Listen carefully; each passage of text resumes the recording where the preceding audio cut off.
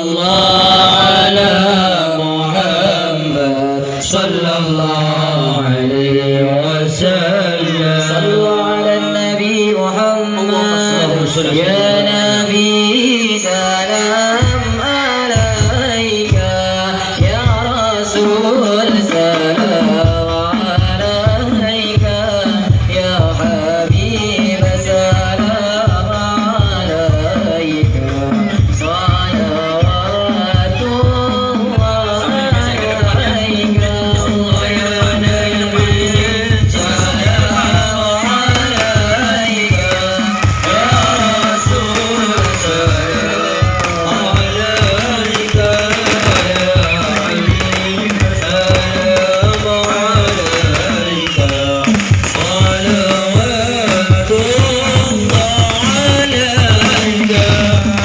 صراط الكون بديهاجا في وجود المصطفى أحمد ولأهل الكون أسود وسرور قد تجدد. الله يا نبي سلام عليك يا رسول سلام عليك يا حبيب سلام عليك صلوات الله عليك. ولنا بشرى بسعادة مستمرين ليس يخفى حيث فينا طهرا جماعا فخر المعبد. الله يا نبي سلام عليك يا رسول سلام عليك يا حبيب سلام عليك صلوات الله عليك. فهل ربي كل أمد جل أن يصوابنا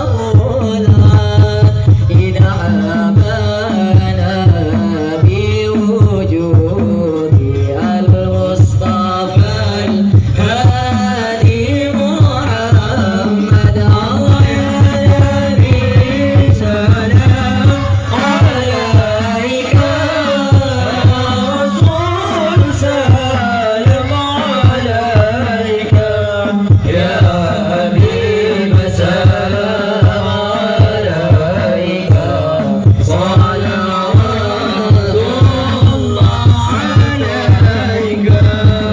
مرحبا يا رسول الله أهلا مرحبا بك إن بك نسعد. مرحبا مرحبا يا نور العين مرحبا مرحبا جد أرسلني يا نبي سلام عليك يا رسول سلام عليك يا حبيب سلام عليك صلوات الله عليك يا نبي سلام عليك يا رسول سلام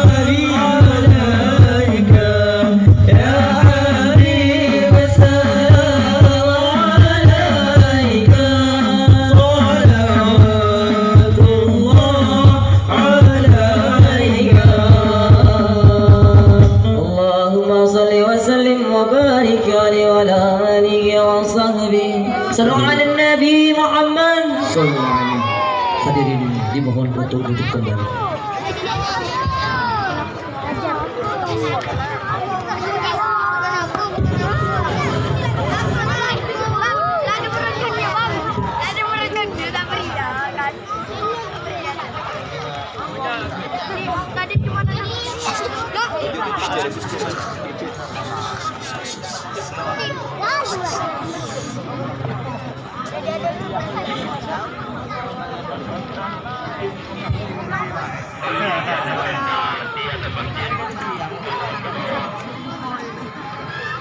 Assalamualaikum warahmatullahi wabarakatuh.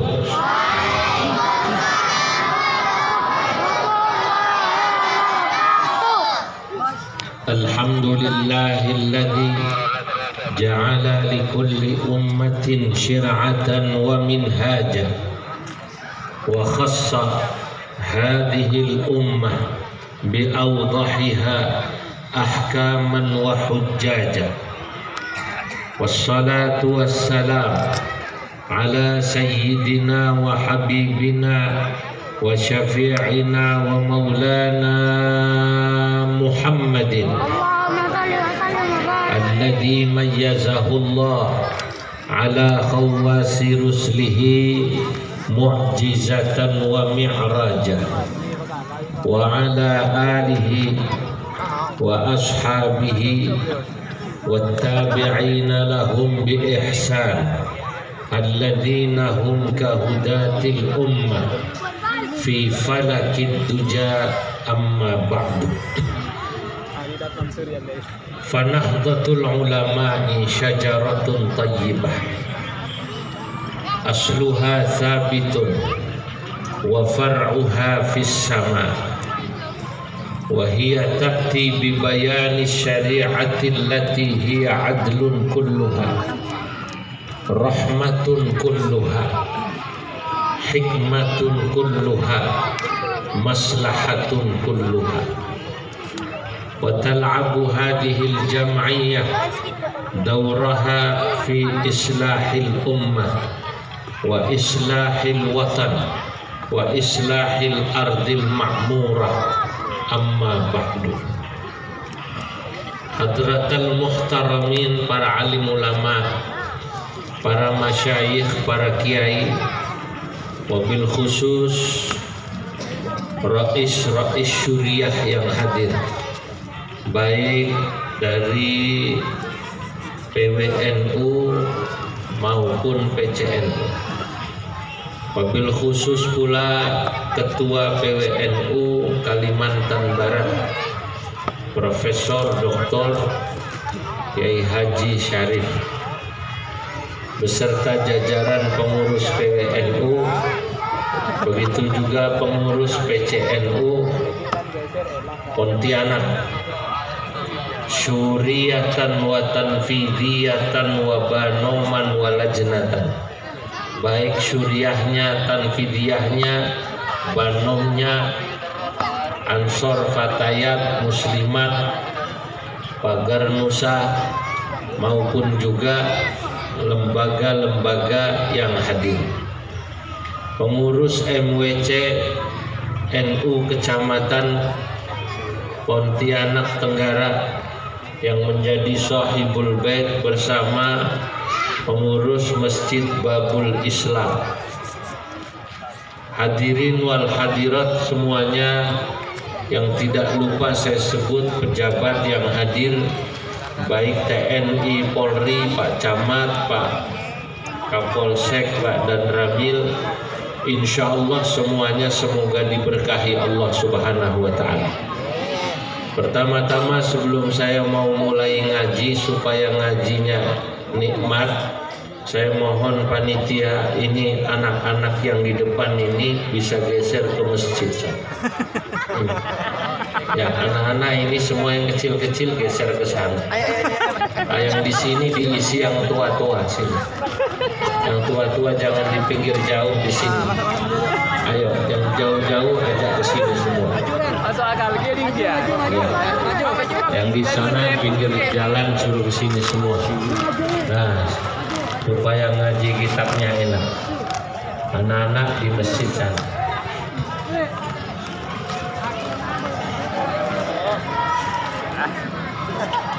Maju bang. Nah.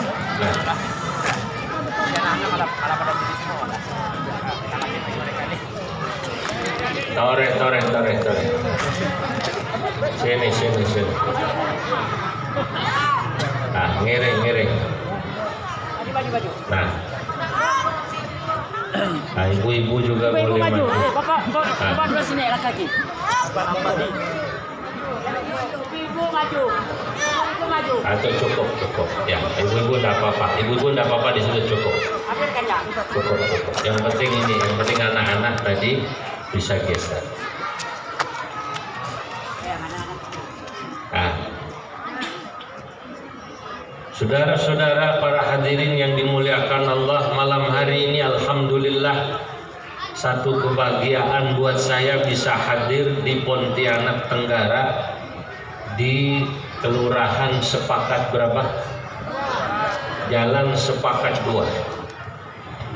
Dalam acara yang tadi oleh panitia disebut 3. Ada malam musamaha, ada Isra Mi'raj, dan sekaligus 1 abad NU. Memang Masya Allah, semua acara ini dikaitkan dan dirangkaikan dengan 1 abad NU.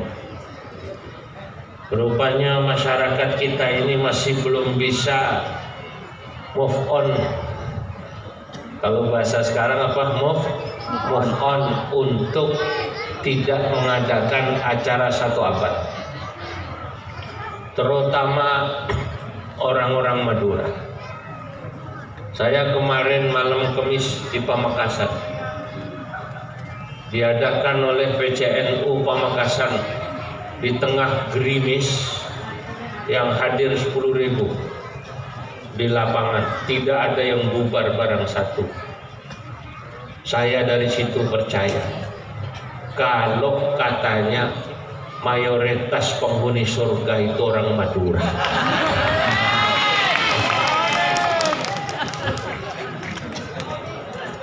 Masya Allah, di surga itu bapak-bapak, ibu-ibu katanya selain bahasa Arab, bahasa yang dipakai itu bahasa Madura.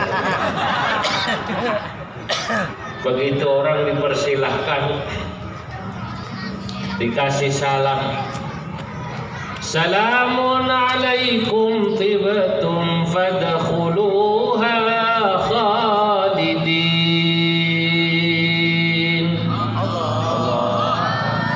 Salamun alaikum tibtum fadkhuluha khalidin. Kata malaikat, salam sejahtera buat anda wahai penghuni surga. Fadkhuluha khalidin, maka masuklah ke dalam surga khalidin, selama-lamanya. Bahasanya Arab ya. Tapi katanya ini benar apa tidak, tapi saya percaya itu kalaupun benar. Habis dikasih salamun alaikum tibtum fadkhuluha khalidin, ada yang ngomong ngereng. Dipersilahkan masuk. Kenapa? Ya karena saya melihat kecintaan masyarakat Madura khususnya sama agama, khususnya yang mengikuti faham ahlus sunnah wal jamaah an-nahdiyah, yang mengikuti ahlus sunnahnya Nahdlatul Ulama. Maka ini bersyukur. Orang Madura, walaupun kadang-kadang ada orang yang suka membuat candaan-candaan terhadap orang Madura. Orang Madura katanya selalu maju selangkah di depan warungnya.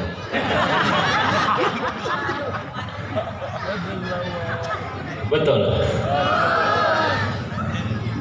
Tapi harus diakui, yang menghidupkan agama di mana saya hadir,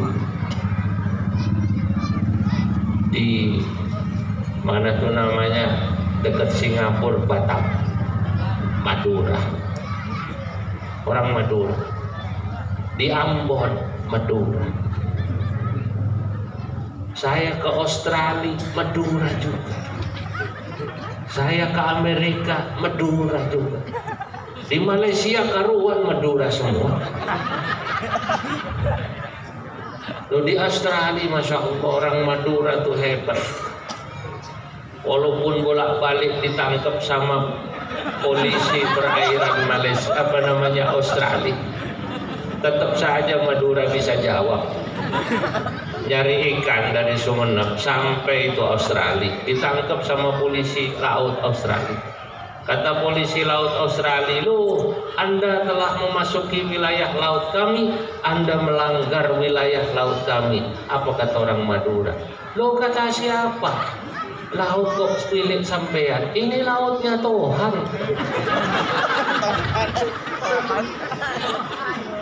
Lautnya siapa? Tuhan katanya. Bagaimana Kak Tuan ini katanya? Loh, Anda ini katanya sudah mengambil ikan kami. Ini ikan kami, kata polisi laut Australia. Loh, mulai kapan katanya ikan punya KTP Kak Tuan? Wong ini katanya ikan Sumenep lari ke sini saya kejar katanya. Itu orang Madura. Saudara-saudara, tapi ternyata ya benar, yang menghidupkan agama sampai saya ke daerah Sulban, Sulawesi Barat, di Parape. Masya Allah, kiainya ngajinya di Madura, Sumenep. Yang masih belajar itu nahwu sorof, yang masih ngajarin Nadham Imriti, yang masih ngajarin Nadham Alfiyah di sana-sana itu, yang buka madrasah diniyah, ternyata ustadz-ustadz, kiai-kiai. Imma bisa jadi beliau asalnya Madura asli, atau beliau Madura swasta, atau Madura swasta. Madura kelahiran Kalimantan, Madura kelahiran Bugis, itu namanya Madura swasta. Tapi bahasanya Madura, tapi agamanya bagus. Dan yang lebih membuat saya senang, Madura dimanapun, saudara-saudara, Madura dimanapun itu orang Madura, mau di Mekah, mau di Jepang, mau di Korea saya ketemu, mau di Australia, mau di Amerika, mau di Kanada, pasti orang Madura tidak pernah bisa lepas dengan organisasi yang diberi ridha izin oleh Syekhona Khalil, yang nama organisasinya adalah Nahdlatul Ulama. Alhamdulillah. Orang Madura itu sama NU. Makanya kalau ada orang Madura tidak NU itu aneh. Aneh apa tidak? Wong orang Madura itu begitu lahir langsung NU, balik baru Islam. Lahir langsung apa namanya? NU, begitu balik baru Islam. Itu saking kuatnya NU bagi orang Madura. Saya pernah dengar cerita dari paman saya, Pak K. Ma'ruf Amin, Pak Wapres itu paman saya, kakaknya ibu saya. Kata Pak K. Ma'ruf, tahun 70, ini saya ngaji sambil capek, agak kurang sehat dikit. Pelan-pelan ya, pelan-pelan ya, pelan-pelan ya. Insya Allah. Kata Kiai Ma'ruf itu tahun 70-an. Kiai pernah nanya sama orang Madura saat ke Madura, bagaimana perkembangan Islam di Madura, saudara? Alhamdulillah Kiai, Islam itu di Madura mayoritas tak iya. Mayoritas tak iya. Mayoritas itu berapa persen? 90% Kiai. 90% gitu. Nah, Kiai kan berpikir kalau Islam 90% berarti 10%-nya non Muslim. Kristen, Katolik, Hindu, Buddha, Konghucu. Maka kata Kiai yang 10% itu perinciannya bagaimana? Yang 10% Muhammadiyah ya. Jadi Muhammadiyah dianggapnya bukan Islam. Dulu, tapi itu dulu. Sekarang alhamdulillah orang Madura sudah berpendidikan. Ini ada profesor Madura jarang, Prof. Betul apa tidak? Biasanya orang Madura kalau di kampung saya di Priok, Tanjung Priok. Tahu ya Tanjung Priok ya? Jakarta Utara. Setahu saya itu jarang orang Madura profesor kayak sampean itu jarang. Orang Madura di Priuk rata-rata ahli hisab dan ruqyah. Ahli hisab itu artinya ahli menghitung dan ahli ruqyah. Dan kemudian dia melihat. Cuman kalau orang Madura, dia cara menghisab dan ruqyahnya beda dengan hisab ruqyahnya orang Kementerian Agama. Kalau orang Kementerian Agama itu mau ngitung bulan, mau melihat bulan, mau ru'yatul hilal, dihisab dulu, dihitung dulu Kiai. Posisi bulan di mana, ijtima'nya di mana, kan begitu ya? Berapa lama dihitung dulu, dihitung itu bahasa Arabnya dihisab, baru kemudian bulannya di apa? Di ru'yah. Tapi kalau di Priuk dibalik, ru'yah dulu baru hisab. Loh kok bisa? Orang Priuk yang dari Madura itu tukang borong gedung-gedung. Jadi kalau mau borong gedung dibongkar, diambil besi tuanya, diru'yah dulu. Dilihat gedungnya, lalu dihitung. Nah dibalik itu. Itu namanya diru'yah dulu, baru di apa namanya? Dihisab. Paham sampean? Paham? Nah, itu orang Madura. Makanya ini anomali, ada orang Madura jadi profesor jarang ya. Makanya kita doakan Profesor Syarif ini moga-moga panjang umur. Ya, kalau boleh sih sampai kiamat. Yang lain sudah mati masih hidup sendirian. Dulu ada orang datang sama Al-Maghfurlah Kiai Haji Abdul Hamid Pasuruan, waliullah. Kepada Mbah Hamid Pasuruan, orang itu bilang, Pak Kiai, doakan saya supaya saya panjang umurnya. Kata Kiai Hamid Pasuruan, ya sudah, Anda saya doakan supaya panjang umur. Kalau bisa umurmu panjang, tak dongakno tekan kiamat. Wong liyane wis mati kabeh, kowe jek urip dhewean. Repot saudara. Repot apa tidak? Repot. Nah, baik. Saudara-saudara hadirin yang dimuliakan Allah, sekarang kita mulai masuk ngaji. Mulai masuk ngaji. Tadi itu baru namanya muqaddimah. Supaya saya bisa akrab sampai sama sampean. Saya ini walaupun orang Banten, orang Jakarta, terpaksa harus belajar bahasa Madura. Kenapa? Karena sering ngaji di Madura. Cuman bini saya bilang, jangan lama-lama ngaji di Madura, Kak Tuan. Kenapa? Takut ditawari nanti bini di sana. Bini saya takut. Makanya kalau ngaji itu di Madura tak boleh lama-lama. Saudara-saudara, Bapak Ibu, saya ingin bercerita kaitan antara Nahdlatul Ulama dengan Isra Mi'raj. Ini susah, bagaimana mengaitkan satu abad NU dengan Isra Mi'raj. Nahdlatul Ulama, Bapak Ibu, sebagaimana kita tahu saat ini adalah menjadi organisasi terbesar.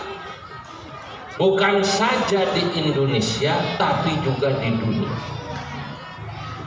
Bahkan organisasi yang lebih dulu didirikan, yang saya menyebutnya sebagai saudara tua dalam pertemuan Mata Najwa itu dulu, yang namanya Muhammadiyah, pun mengakui kalau NU ini dianggap oleh orang Muhammadiyah sebagai adiknya, tapi adik yang bongsor. Adik yang bongsor itu adik tapi gede. Karena Muhammadiyah didirikan tahun 1912, NU didirikan tahun 1926 kalau pakai tahun Masehi.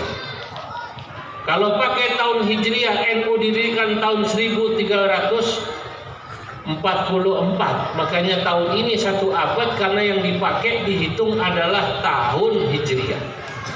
Walaupun NU didirikan berjarak 14 tahun dari Muhammadiyah, tapi Nahdlatul Ulama anggotanya dan kebesarannya diakui oleh Muhammadiyah jauh lebih besar dari Muhammadiyah, bahkan sampai 2 kali lipat lebih.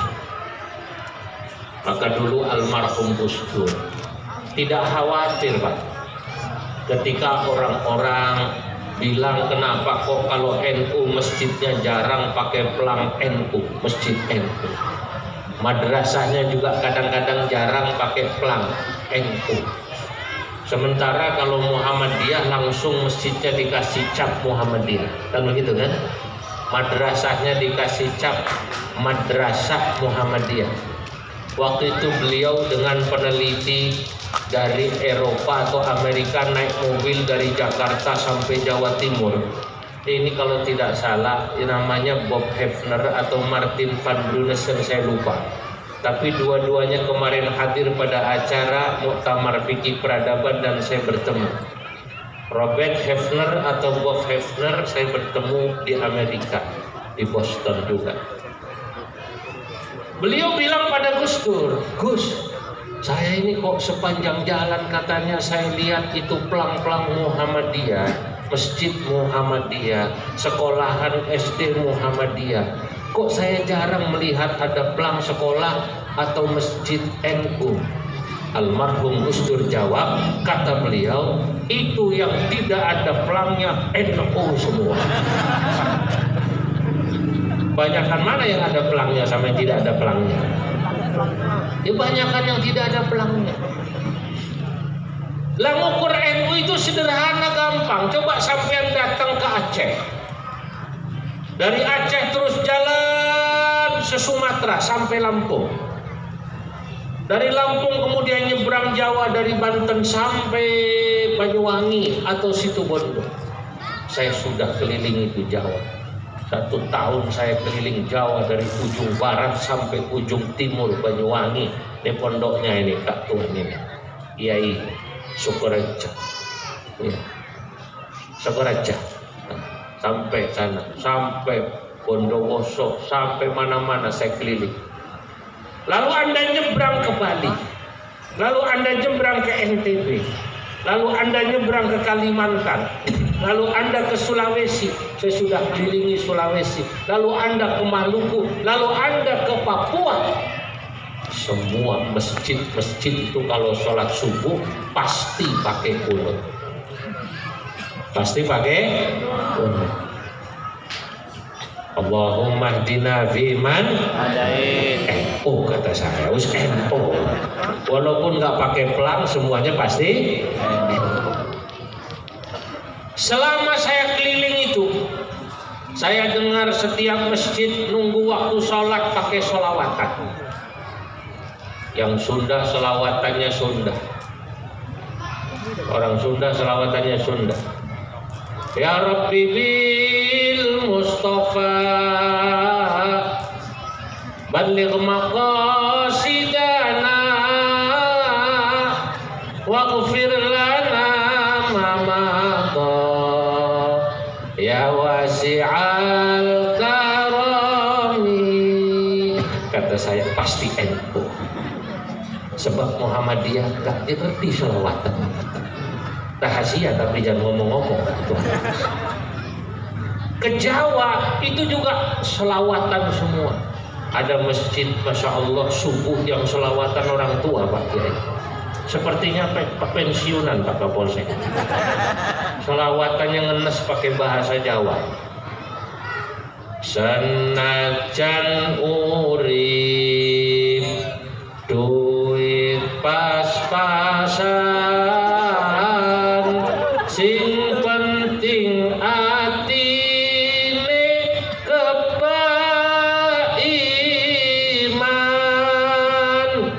iki nasibe wong pensiunan, uripe ayam dununge aman, uripe ayam dununge aman, ya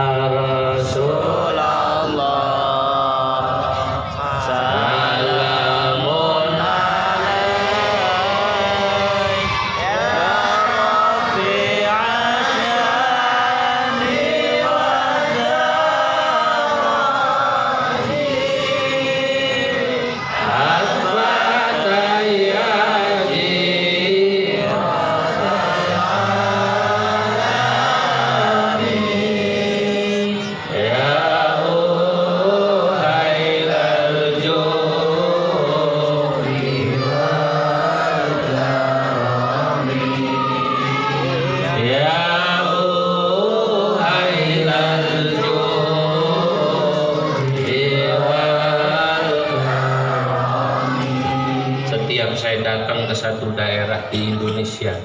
Begitu saya dengar di sana ada sholawatan yang di masjid, di majelis taklim maupun acara-acara yang besar dihadiri oleh para ulama dan habaib, saya bilang pasti NU. Betul? Lalu ada juga saya lihat makom-makom wali. Orang rame di situ ziarah. Di mana ada makom wali, di mana ada makom ulama, lalu kemudian orang berziarah, itu pasti yang suka ziarah adalah warga NU. Betul. Yang senang ziarah orang NU. Orang NU itu Masya Allah, mereka luar biasa. Secara alamiah menggerakkan ekonominya. Bahkan yang sudah mati pun menggerakkan ekonomi orang yang masih hidup. Lah contohnya para wali itu. Para wali itu kan sudah wafat, tapi karena wali kemudian orang datang, karena orang ada datang, ada orang jualan. Kalau di Madura ada makomnya Syekhona Khalil di Martajasa. Kalau di Pamekasan apa di mana itu Batu Ampah. Ya, betul apa tidak? Nah itu. Kalau di Jawa itu Masya Allah wali songo semua hidup. Maka begitu ada makom-makom wali dimanapun termasuk di Kalimantan ini. Saya belum lama dari Banjar, Kalsel, Hulu Sungai Utara atau Tengah saya lupa, Pemartapura keliling. Semuanya sama, Nahdlatul Ulama. Ditambah lagi kenapa saya katakan saya tenang sama seperti Gus Dur almarhum, walaupun mungkin tidak pakai pelang, tapi yakin kalau NU di Indonesia ini mayoritas, itu percaya saya. Bukan hanya di Madura, Pak. Di Indonesia mayoritas. Kalau di Madura memang iya, bupati pasti NU. Saking kuatnya NU di Madura Pak Kapolsek. Itu bupatinya NU, lurahnya NU. Bahkan di terminal di Madura itu copetnya saja NU. Saking kuatnya NU itu. Iya. Nah, Indonesia ternyata Masya Allah saya lihat, saya yakin ini mayoritas karena selain tadi ada tradisi sholawatannya, subuhnya kunut, malam Jumat baca barzanji. Terus saya lihat lagi di mana-mana Indonesia itu ada pesantren, ada santri, ada kiai, itu pasti pesantrennya milik ulama Nahdlatul Ulama, santrinya itu NU. Saya mau cerita sekarang tentang kebesaran Nahdlatul Ulama. Pesantren di Indonesia menurut laporan Profesor Dr. Waryono Abdul Ghafur. Beliau adalah Direktur Pontren di Kementerian Agama. Kebetulan di NU, di PBNU pengurus RM. Jabatannya tinggi, direktur, di NU hanya pengurus RM. Begitu. Itulah karena kalau di NU, kalau datang ke PB Pak Profesor, wakil ketua MPR itu hanya wakil ketua Lakpesda. Di sana tuh dikawal. Tapi kalau di PBNU kata Gus Yahya itu yang wakil menteri, yang menteri sampean di sini jangan bawa pangkat. Maka beliau ini rektornya nggak laku kalau di PBNU. Rektornya nggak laku. Nah, waktu ketua MPR, menteri-menteri, kalau di sini sampean semua ini santrinya kiai. Kalau di Nahdlatul Ulama di PBNU santrinya kiai. Walaupun menteri datang cium tangan sama kiai.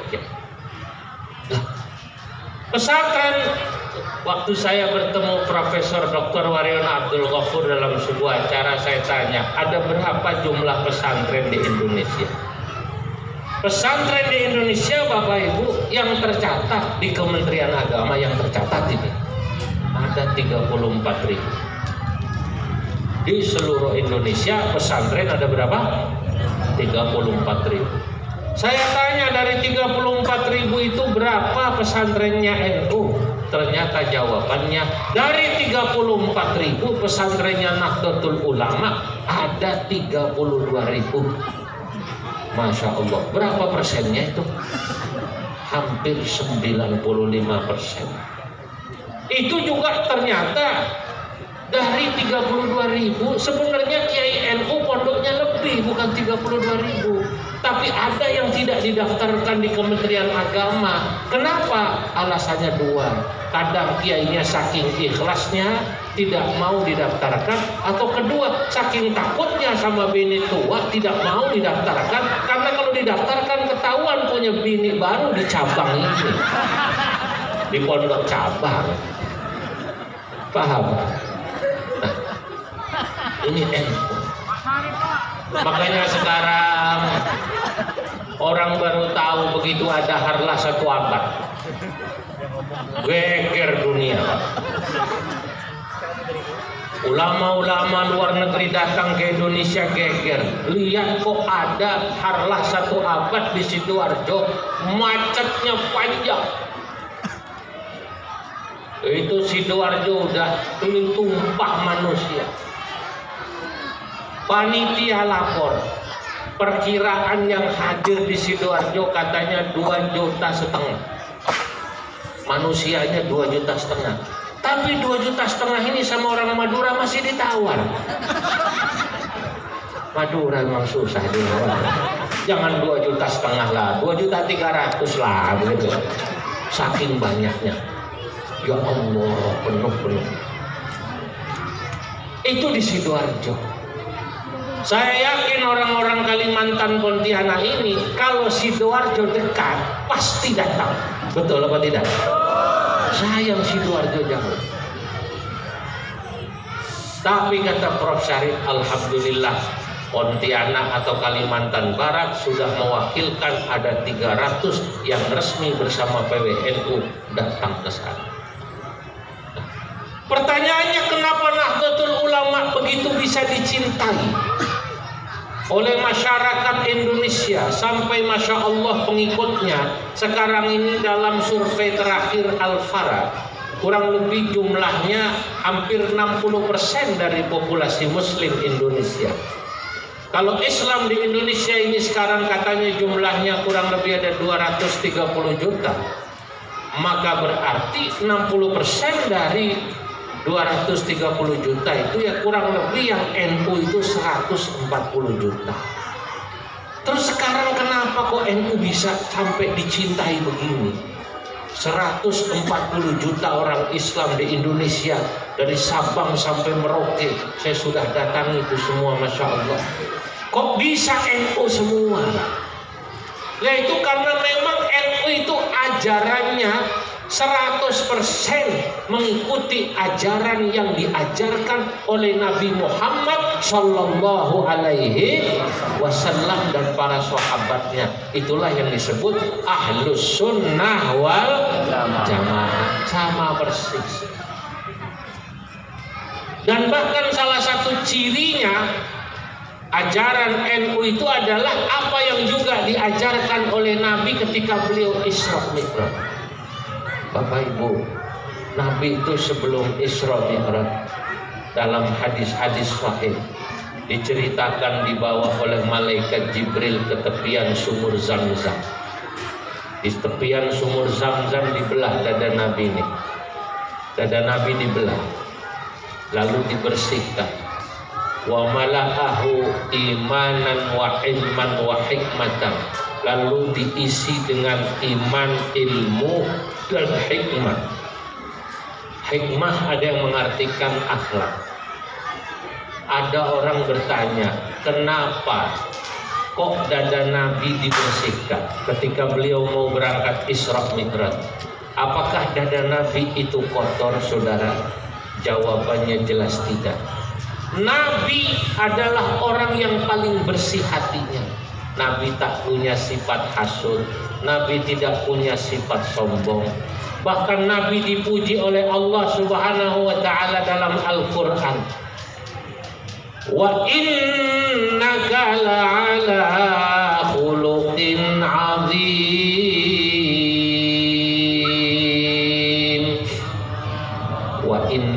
dan sesungguhnya dirimu hai Nabi Muhammad la'ala khuluqin azimin, sungguh memiliki akhlak yang luar biasa.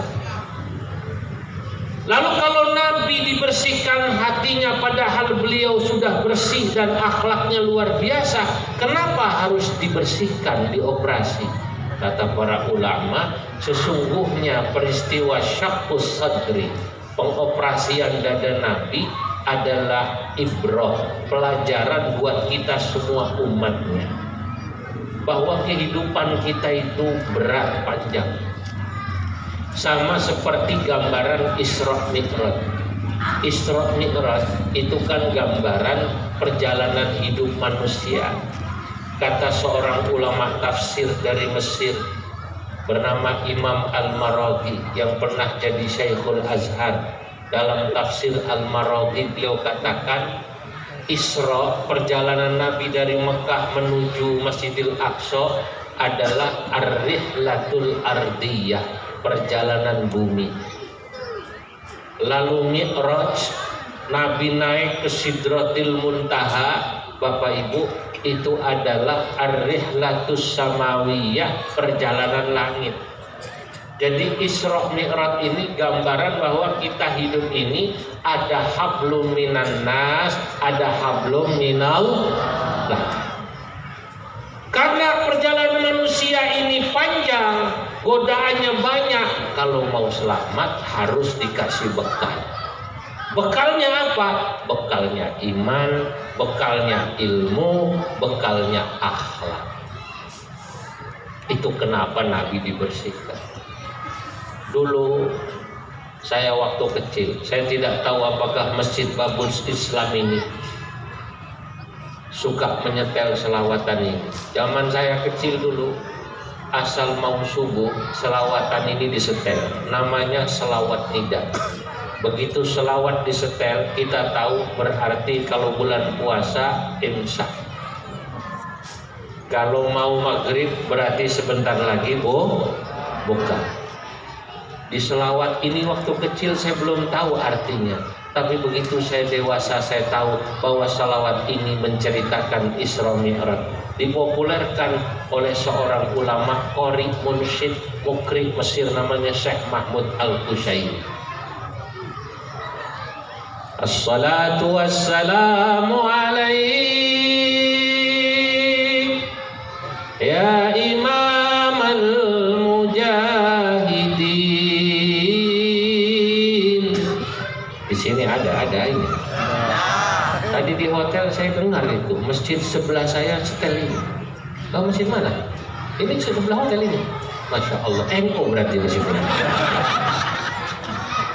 Sebab yang ngerti selawatan begini NU. Ya man asra bikal muhaiminu laylan nilta ma nilta wal anamu niyamu wa ilal muntaha rufi'ta kariman wa ilal muntaha rufi'ta kariman wa sami'tan nida alaika salam.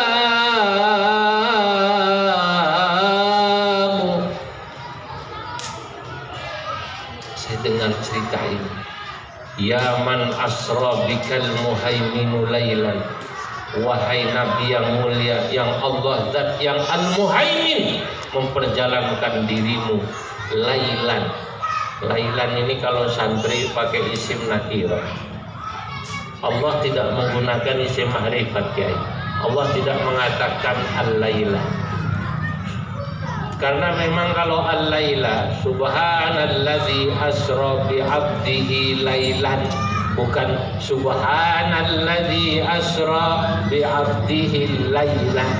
Sebab kalau al-laila itu malamnya ma'rifat dari maghrib sampai subuh.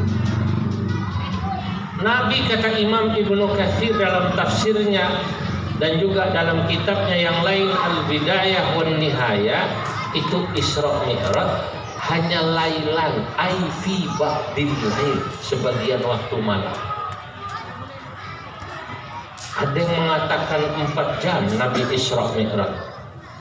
Ada yang mengatakan Nabi Isra Mi'raj 5 jam. Tapi Isra Mi'rajnya Nabi yang kurang lebih hampir 4 atau 5 jam ini secara umum menggambarkan kehidupan manusia kita semua. Kehidupan manusia itu pertama digambarkan banyak al-awa'id, banyak godaan. Godaan kita itu apa?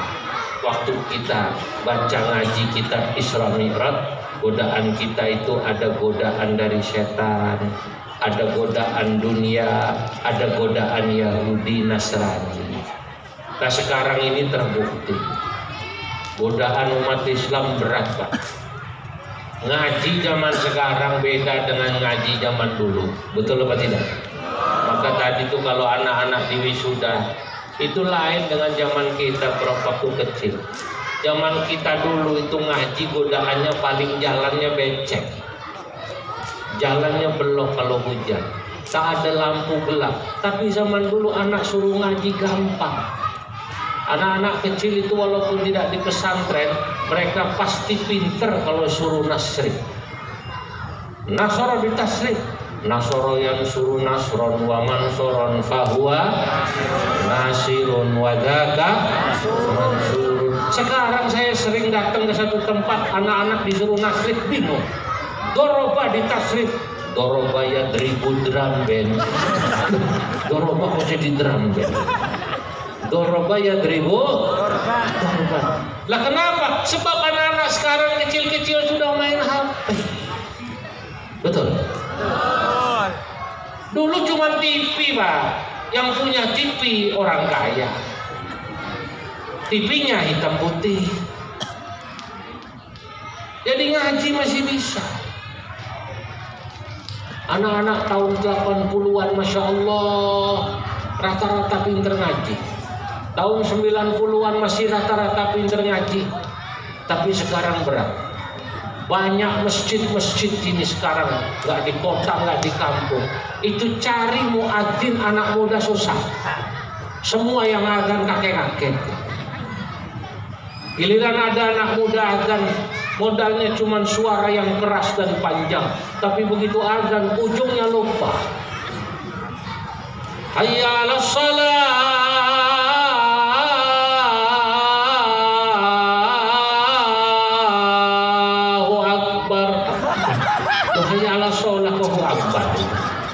Lu gak pernah ngaji sekarang.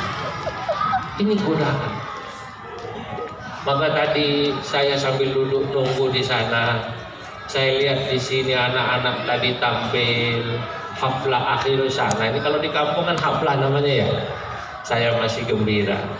Selama masih masjidnya masjid NU, ada madrasahnya, insya Allah ngaji, insya Allah kader-kader imam di masjid Babul Islam tidak akan habis. Allahumma amin.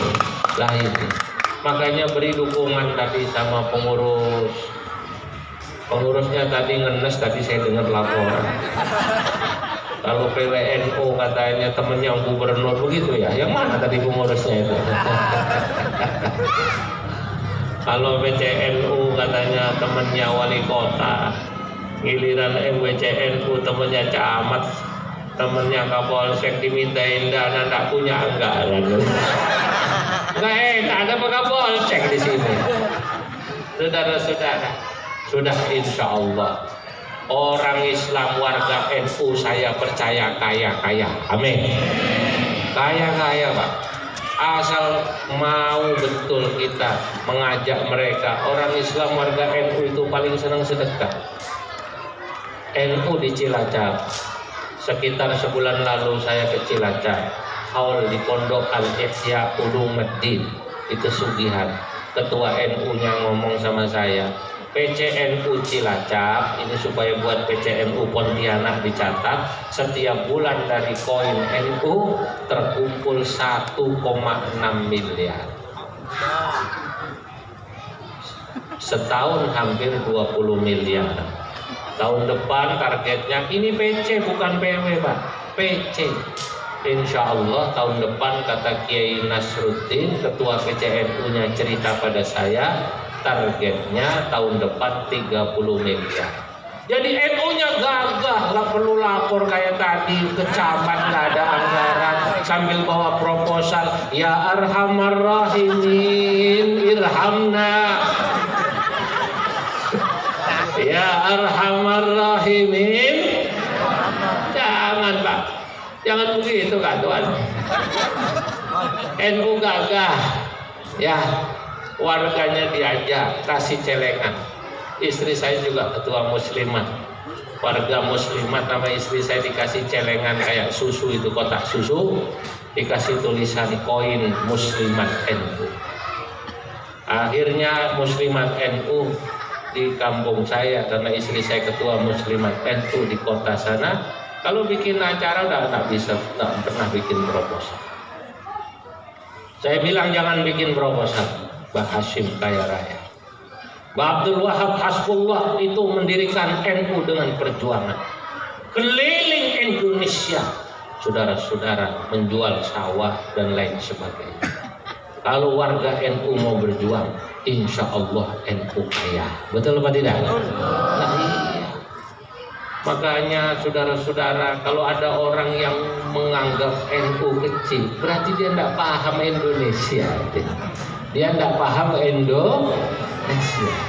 Maka insya Allah kasih kotak-kotak. Di Sumeneb NU-nya hebat. MWC, coba sampai main ke Sumeneb, ada namanya NU MWC NU Gapura. Saya sudah ke sana. MWC NU Gapura di Sumeneb sudah membuat yang namanya BMT NU Jawa Timur, tapi didirikannya di Sumeneb. Di MWC yang mendirikan, bukan PC, bukan PW. Inisiatif pendirikan BMT adanya di MWC, menggerakkan sektor ekonomi dan koperasi. Sekarang NU Gapura kaya raya, MWC kaya raya. Bagaimana tidak kaya raya? Insya Allah nanti tanggal 9 saya ke Sumeneb, Maret. Sesudah dari pondoknya Kiai Mudaththir Badruddin, saya ke Sumeneb meresmikan BMT NU di Gapura Sumeneb yang ke-100. 13 tahun lalu pertama kali MWC ini didirikan. Ketika MWC ini mendirikan BMT NU, modalnya hanya 400.000, Profesor. 400.000 13 tahun lalu, kalau diduitkan sekarang paling tinggi itu ya 4 juta lah. Uang 4 juta kan bisa semua kita ngumpulin. Tapi hebatnya uang 400.000 13 tahun lalu dikelola dengan baik. Simpan pinjam, kemudian orang dagang dibantu, kemudian diajari ke NU-an. Jadi bukan sekedar minjemin duit, tapi yang dagang ini dibina agamanya, diajarin ngaji, diajarin paham Ahlus Sunnah wal Jamaah. Ternyata begitu yang dagang sukses, senang, karena dia kemudian dari miskin jadi kaya, dia nyumbang BMT ini. Tahukah Anda sesudah 13 tahun berapa aset BMT NU Gapura ini? Sekarang sudah mengelola aset 430 miliar. Ini NU. Untung saya keliling, karena saya keliling saya cerita. Kok bisa? Bisa. NU kalau mau ditata dengan benar, dengan baik, orang mau belajar, insya Allah bisa. Apa yang tidak bisa? Kalau dulu ada ungkapan, apa bedanya NU dan Muhammadiyah? Kalau Muhammadiyah itu katanya susah kumpul, gampang baris. Kalau NU gampang kumpul, susah baris. Maksudnya gampang kumpul, susah baris apa? Orang NU anggotanya banyak, diundang pengajian gampang kumpul, tapi susah baris. Maksudnya diatur susah. Manajemennya kurang rapi. Saya itu kalau ceramah di masjid, di kampus NU sama di tempat Muhammadiyah bisa membedakan. Kalau di Muhammadiyah itu rapi, Prof. Setiap saya ngisi ceramah, pasti sebelum pulang kalau di tempat Muhammadiyah saya diminta tanda tangan. tanda tangan saya. Begitu tanda tangan saya tanya, apa ini? Anu Pak Kiai, ini buat administrasi. Pak Kiai dimohon tanda tangan, ini sekedar pengganti transport dan bisyarah. Mohon ditanda tangan. Saya tanda tangan, sudah ada jumlahnya, nominalnya jelas sekian. Jadi saya tidak perlu tanya lagi isi amplopnya berapa. Kalau di Muhammadiyah itu karena tanda tangan ada kwitansi jelas. Kalau di NU tidak pernah tanda tangan dia. Itu kadang-kadang panitia itu kalau ngasih main masukin blesak. Kiainya sampai nggak tahu ini berapa kira-kira. Sampai ada kiai penasaran ini isi amplopnya berapa. Pura-pura tanya toilet. Bukan pengen pipis, pengen tahu isi amplopnya berapa. Saudara. Tapi Gapura, tapi NU Cilacap, NU Sidoarjo, NU Magelang, NU lain seperti Banyuwangi di Jawa membuktikan bahwa NU maju. Sidoarjo kaya raya, punya rumah sakit, punya kampus. Hibah dari pemerintah kabupatennya tidak banyak, setahun 17 miliar. Kenapa begitu? Karena mau ngasih dikit malu, NU-nya besar. Buktikan Pak Kiai.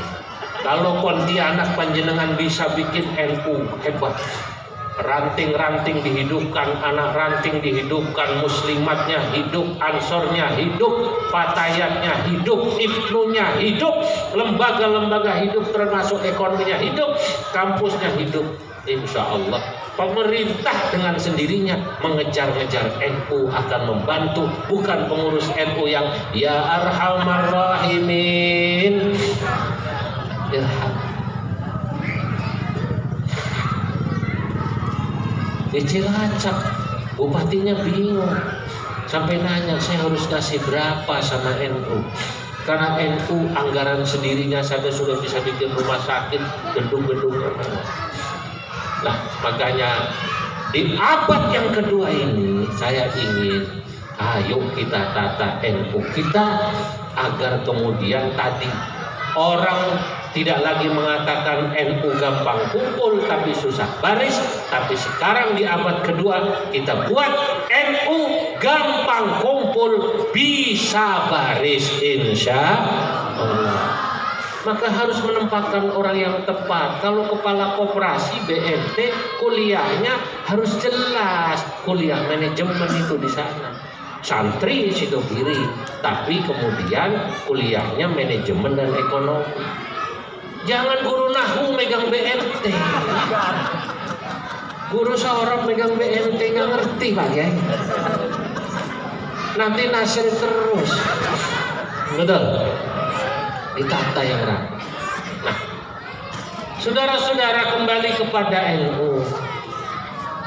NU ini dicintai karena tadi ajaran Nabi agar kita dalam hidup di dunia hablum minallah dan hablum minan nas itu kita seimbang, dibekali dengan iman, ilmu dan akhlak.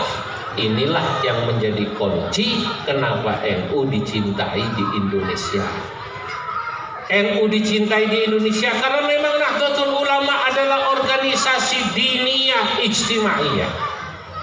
Artinya diniyah ijtimaiyah, NU tidak hanya ngurus agama, tidak hanya hablum minallah, tapi juga NU mengurus ijtimaiyah, kehidupan sosial kemasyarakatan. NU ini organisasi yang juga mengurus hablum minan nas. Itu kenapa NU punya klinik, NU ada sosial mabarrot, ada di NU itu kemudian yang ngurus-ngurus keperluan masyarakat, sehingga apapun masyarakat di bawah merasakan kehadiran Nahdlatul Ulama. Nah, para hadirin yang dimuliakan Allah, selama kita insya Allah bisa mengikuti ini, apa yang diajarkan Nabi seimbang dengan modal iman, ilmu dan akhlak, mengurusi tadi urusan masyarakat diniyah ijtimaiyah, saya yakin insya Allah NU akan hebat dan besar.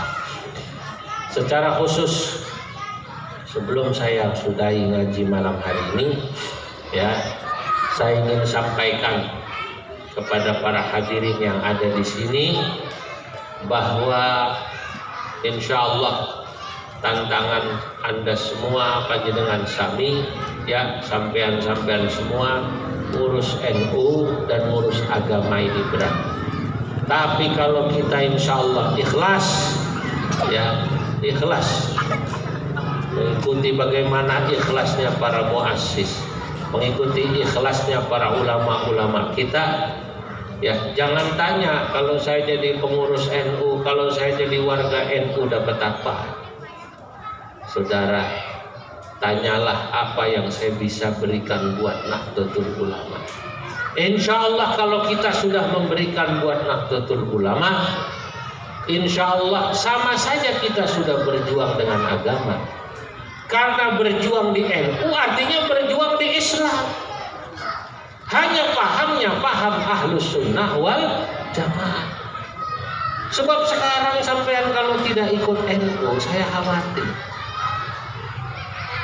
Di luar sana itu banyak paham-paham yang ekstrim. Ada yang ekstrim kanan, ada yang ekstrim kiri. Yang ekstrim kiri ini liberal, yang ekstrim kanan ini radikal, yang ekstrim kanan ini juga tekstual, orang-orang tekstual. Lah yang masih di tengah-tengah ini sampai sekarang adalah NU. Karena NU di tengah-tengah semua orang suka. Yang radikal, yang anti penegara bahkan ada, anti Pancasila ada, bahkan yang anti amaliyah NU ada. Kalau kita bertemu orang semacam itu tidak perlu emosi.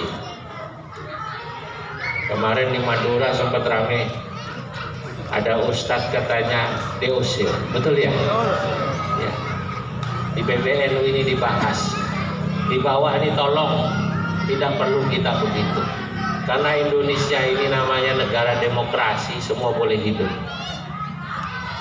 Perbedaan pendapat saudara-saudara wajar-wajar saja, normal.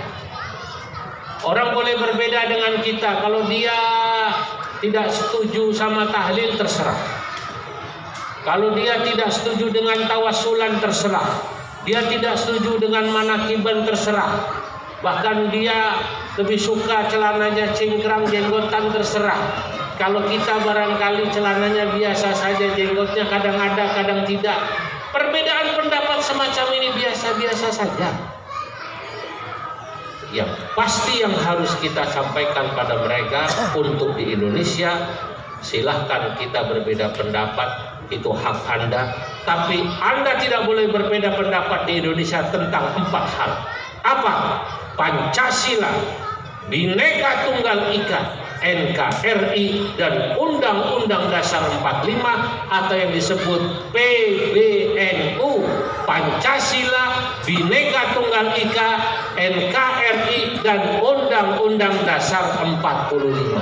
Kalau Anda berbeda pendapat tentang ini, berarti Anda tidak bisa hidup di Indonesia, saudara-saudara.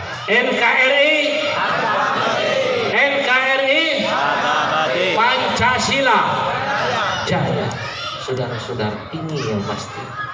Kalau beda pendapat amaliyah silahkan. Saya sampaikan, sampai tak usah terpancing. Ada orang sholat di sebelah sampean tahiyatnya goyang-goyang. Di Pontianak sudah mulai masuk yang begini. Banyak. Kalau orang sini tahiyatnya diam apa goyang? Ada orang yang kalau habis sholat nggak mau salaman, Pak. Kalau habis sholat tangannya begini. Bahkan memandang orang yang salaman atau wiridan keras dimusuhi. Sampai tak usah terpancing. Kalau mereka ngajak diskusi tentang dalil, sementara sampai tak menguasai dalil, tak usah dijawab. Kalau dia nanya, sampai tahiyatnya diam, ada hadisnya, mana dalilnya? Sampai jawab. Sampai lihat wajah saya ini wajah dalil apa wajah besi? Wajah dalil apa wajah tukang sate? Wajah dalil apa wajah orang awam? Jangan tanya dalil sama saya. Kalau mau tanya dalil sama kiai saya. Kalau mau tanya dalil sama lora saya. Betul? Nah, nanti juga kasih dalil sampai salah ngomong. Orang awam itu tidak wajib hafal dalil, saudara. Yang wajib ngerti dalil itu kiai. Makanya enak jadi orang awam. Kalau kiai dipanggil kiai nggak ngerti dalil, malu. Betul? Yang harus ngerti dalil kiai. Kalau dia nanya dalil, berikan kiai. Tapi kalau dia biasa-biasa saja, biarkan. Ini sekarang muncul di masyarakat. Tinggal bapak-bapak, saudara-saudara ajarkan kepada anak-anak bahwa Ahmadiyahnya orang NU semuanya sudah ada dalilnya. Dari zaman Syekhona Khalid, dari zaman Kiai Hasyim Asy'ari sampai sekarang semuanya itu sudah ada dalilnya. Tinggal kita yakini bahwa insya Allah nahnu alal haq. Kita ini ada mengikuti ajaran yang benar, mengikuti ajaran yang benar. Saudara-saudara hadirin yang dimuliakan Allah, sampai di sini apa yang bisa saya sampaikan. Saya harus jaga fisik saya, nampaknya sudah mulai tidak kondusif ya hidup saya ini. Lagi pula itu anak-anak tak bisa diam, jadi agak berisik ini ya ngajinya. Insyaallah lain waktu, lain kesempatan kita lanjutkan. Wallahul muwaffiq ila aqwamit thariq. Wassalamualaikum warahmatullahi wabarakatuh.